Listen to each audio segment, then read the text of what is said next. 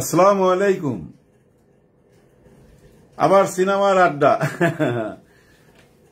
SK films Shakib খানের যে production, সেই প্রোডাকশন দায়িত্ব নিয়ে নিল বিদেশে যে ওভারসিজ মার্কেটটা আছে আমাদের এই ওভারসিজ মার্কেটটা চালু হয়েছে আরো আগে শাকিব খানের ছবি দিয়েই। আর বরবাদ তো ভালো একটা মার্কেট পাবে, এটা আপনারা বুঝতেই পারতেছেন। সেই বিজনেসটার দায়িত্ব শাকিব খান নিয়ে নিল। খুব ভালো কাজ করছে, এটা দরকার ছিল। হ্যাঁ, অনেকদিন এসকে মুভিজের কোনো আলোচনা নাই। এত বড় বিগ প্রোডাকশন, যে প্রোডাকশন থেকে আমিও ছবি বানাইছি, পাসওয়ার্ড আমাদের কাজী হায়াত সাহেবও বানাইছে। হ্যাঁ, 3টা না 4টা ছবি হয়েছে। যাই হোক, আমার অতটা মনে নাই, আমার নিজেরটাই মনে আছে। তো সেই প্রোডাকশন হাউস আবার জেগে উঠছে, খুবই ভালো কথা এটা। এবং ওনার ডিস্ট্রিবিউশনের ছবি না শুধু, আমি মনে করি উনি ওই যে যেমন শাহরুখ খান যেভাবে কাজ করে, শাহরুখ খান কিন্তু ছবিতে টাকা নেয় না। হ্যাঁ, শাহরুখ খান টাকা নেয় না। যারাই ওনার কাছে আসে, ওনার যদি গল্প পছন্দ হয়ে যায়, উনি বলেন যে আমাকে যে পরিমাণ টাকাটা দিবেন, মনে করেন আমাকে আপনি 100 কোটি টাকা দিবেন, ওই টাকাটা আমাকে ক্যাশ দেওয়ার দরকার নাই। ওই টাকাটা আপনি ছবিতে ইনভেস্ট করেন, ছবিটা যেন সুন্দর হয়। ছবিটা যদি আপনার ব্যবসা করে, তারপরে আপনি আমাকে ওই 100 কোটি টাকা দিয়েন।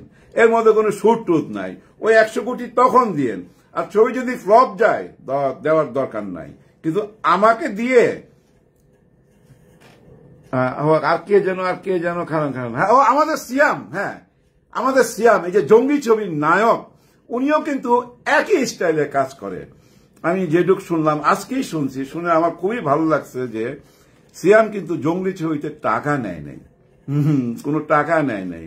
এবং উনিও বলছে আমাকে যে টাকাটা তোমরা দিবা, ওইটা তোমরা ছবির পর্দার জন্য খরচ করো, ছবির জন্য খরচ করো, আমাকে পরে দিবা। এবং ছবি ব্যবসা করলে দিও, নাইলে না।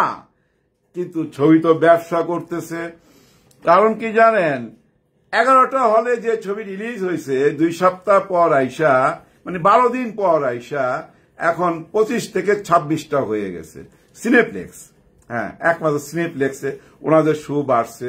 এবং আমি একজনের সাথে কথা বলছি, একজন মহিলার সাথে, উনি সিনেমা দেখেন, উনি বাচ্চার ব্যাপারটা ওনার খুব ভালো লাগছে, ওনার কান্না আসছে, ভালো লাগছে, সিয়ামের অভিনয় ভালো লাগছে। তো তার মানে কি, সিয়াম বোধহয় জিতেই গেল। কারণ কি, এটা যদি পরের সপ্তাহে যে আরেকটু শো বাড়ে, তারপরে তো রয়ে গেছে ওভারসিজ মার্কেট, ওটিটি, অনেক ব্যাপার স্যাপার রয়ে গেছে। আর সিয়াম বিজনেস বুঝে উনি পার দাগিও পার। কিন্তু বরবাদ একটা চমক দেখাইছে। এই চমকটা দেখাইছে কে জানেন? বরবাদের প্রডিউসার।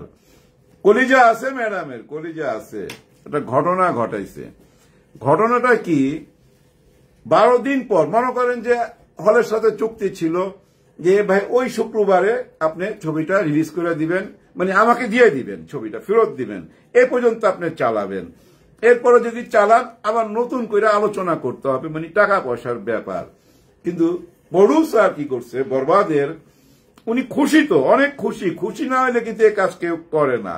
উনি 3 দিনের সেল, মানে আজকে মনে করেন 12, 13, 14 বা 13, 14, 15 এরকম 3 দিনের সেল উনি নিবে না। এই সেলটা উনি বোনাস হিসাবে হলের স্টাফকে দিয়ে দিছে। এবার চিন্তা করেন আপনি, হলের স্টাফকে দিয়ে দিছে। সিঙ্গেল হল কিন্তু এই মুহূর্তে এক বরবাদ ছাড়া আর কারো হাতে নাই। 120টা হল রিলিজ হয়েছে, তো 120টার মধ্যে 3 ভাগের 2 ভাগই মনে করেন সিঙ্গেল স্ক্রিন বা আরো বেশি। সিঙ্গেল স্ক্রিন থেকে নামে নাই ছবি, কিন্তু না নামার কারণে এবং প্রডিউসার বিজনেসে খুশিতে বোনাস দিছে। এরকম ঘটনা খুব কম ঘটছে।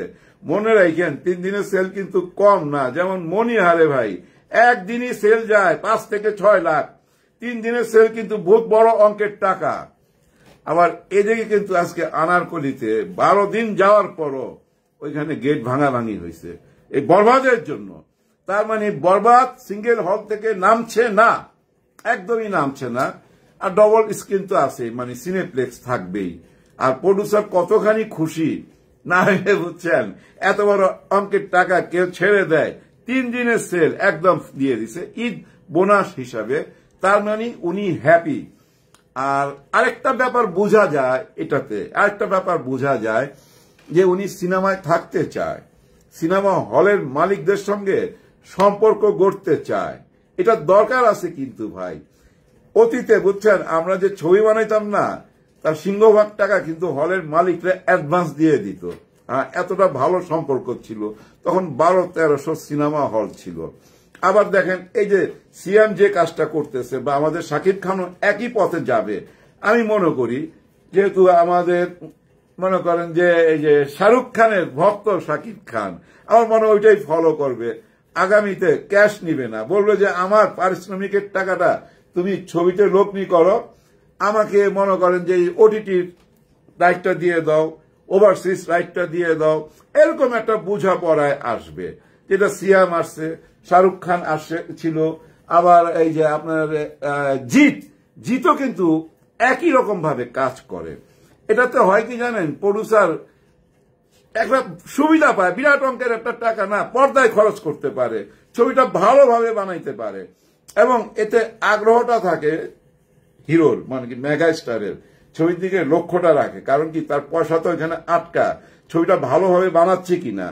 ধরেন হিরোর সিকোয়েন্স গুলাই শুধু ভালো, অন্য সিকোয়েন্স গুলা ভালো হচ্ছে কিনা এটারও খবর রাখে, কিন্তু পুরো ছবির সাথে হিরো জড়িত থাকে। তখন এটা খুব ভালো একটা রাস্তা আমি মনে করি। যাই হোক, যেটা বলতেছিলাম যে এই প্রডিউসার আবার ছবি বানাবে, এটারই সিগন্যাল দিয়ে দিল। ওই যে 3 দিনের সেল ছাইরা দিল, এটারই সিগন্যাল দিয়ে দিল।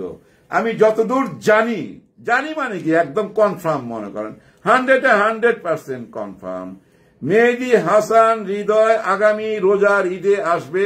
প্রডিউসার এই ম্যাডাম, প্রডিউসার এই ম্যাডাম। নায়িকা কে থাকবে আমি জানি না, কিন্তু আমার অনুরোধ থাকবে ইতিকা পালকে রাখা। শাকিব খানের সাথে খুবই মানায়, এটা বাদ দেওয়া ঠিক হবে না। তবে ভিলেন নিয়ে চিন্তা করতে পারে, নতুন ধরনের কিছু। বড় বাজেটের ছবি তো হবে বুঝাই যাচ্ছে, কারণ প্রডিউসারের মনে সাহস চলে আসছে। ওনার ইন্টারভিউগুলো আমি দেখি তো, ইন্টারভিউ দেখলে বোঝা যায়, ওনার চেহারা দেখলে বোঝা যায় যে ওনার টেনশন কাইটা গেছে। ওই যে পাইরেসি হয়েছে, ওই যে কে কিছুটা ফুটেজ নিয়ে ছাইরা দিছে, টিকটক করছে, ওগুলা নতুন প্রডিউসার তো বুঝতে পারে নাই।